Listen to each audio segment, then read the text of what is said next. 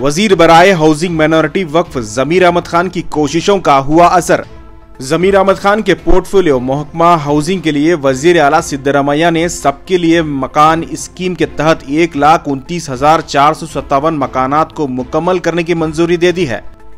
आज वजीर आला सिद्धरामैया के होम ऑफिस कृष्णा में हाउसिंग डिपार्टमेंट के मुतल्लिका अफसरान और वजीर जमीर अहमद खान की मौजूदगी में स्लम डेवलपमेंट बोर्ड और राजीव गांधी हाउसिंग कॉरपोरेशन की जानिब से गरीब खानदानों के लिए तामीर किए जाने वाले 1,29,457 मकानात जो सबके लिए मकान स्कीम के तहत बनाए जा रहे हैं उसे मंजूरी देने के साथ साथ हुकूमत ने बेनिफिशरी का हिस्सा भी खुद बर्दाश्त करने का फैसला किया है।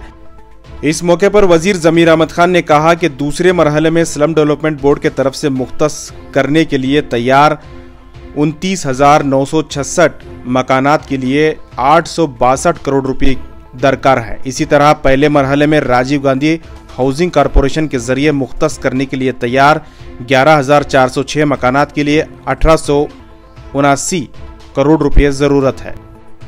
2013 से 2023 तक शुरू की गई सबके लिए मकान स्कीम के तहत 2,32,000 मकानात का तामीरी काम के बेनिफिशरी अपना हिस्सा अदा नहीं कर पा रहे थे। इस मसले को हल करने के लिए जमीर अहमद खान ने इन गरीब खानदानों की हालात और पसमानदगी की तरफ वजीर आला को मुतवज्जा किया और इनकी तवज्जो दिलाने की वजह से इसका नतीजा ये हुआ कि वजीर आला ने बेनिफिशरी का हिस्सा 4 लाख रुपये फी मुस्तहक खानदान माली इमदाद करने का फैसला किया। यानी अब ये 4 लाख रुपये जो बेनिफिशरी को देना था अब वो हुकूमत देगी।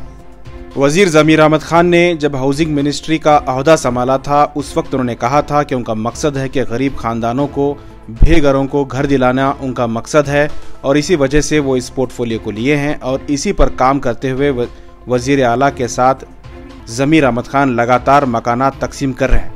इससे पहले भी बड़ी तादाद में मकानात तकसीम किए गए थे। पिछले 10 सालों से मकानात नहीं दिए गए थे। वजीर जमीर अहमद खान की कोशिशों से लगातार मकानात मुकम्मल कर लोगों को पहुंचाने का काम कर रहे हैं।